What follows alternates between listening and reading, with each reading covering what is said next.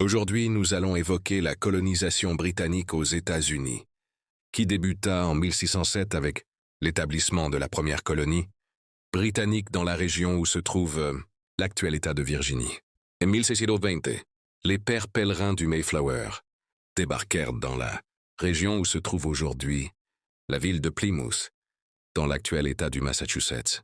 Les Anglais tentèrent à plusieurs reprises de coloniser l'Amérique, du Nord au XVIe siècle, mais sans succès en raison de la résistance des peuples autochtones à l'occupation britannique et du manque d'intérêt des colons britanniques à rester dans la région. Ce n'est qu'en 1607 qu'ils établirent la colonie de Jamestown, située dans l'actuel État de Virginie. Au XVIIe siècle, l'Empire britannique commença à se renforcer. Après avoir combattu aux côtés des protestants pendant la guerre de 30 ans, les Britanniques remportèrent d'importantes victoires aux côtés des Hollandais et réussirent dès lors à briser l'hégémonie qui régnait jusque-là, où la domination coloniale et maritime était limitée au Portugal et à l'Espagne.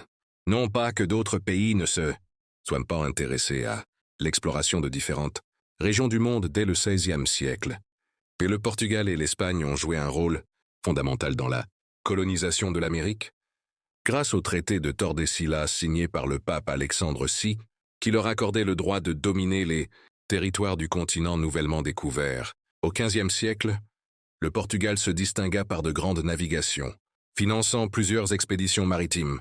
Le Portugal ressentit le besoin de trouver une nouvelle voie d'approvisionnement en marchandises chinoises et indiennes. Jusqu'au XVe siècle, les Portugais et les Européens considéraient les produits chinois et indiens comme précieux. Cependant, ces marchandises furent d'abord vendues aux Arabes, puis aux autres peuples qui habitaient à la région de la route de la soie.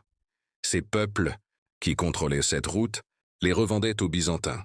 La ville de Constantinople, qui fut un important centre commercial jusqu'au XVe siècle, contrôlait les marchandises destinées à l'Europe. L'Empire byzantin de Constantinople, à son tour, vendit une partie de ses marchandises aux marchands de Gênes et de Venise, qui les revendirent ensuite aux autres pays du continent européen. Les épices et autres produits considérés comme précieux, à cette époque arrivèrent au Portugal. Par exemple, après être passé entre les mains de plusieurs vendeurs, le Portugal décida alors de trouver une route, non contrôlée par les Arabes, qui lui permettrait d'acheter ses marchandises directement.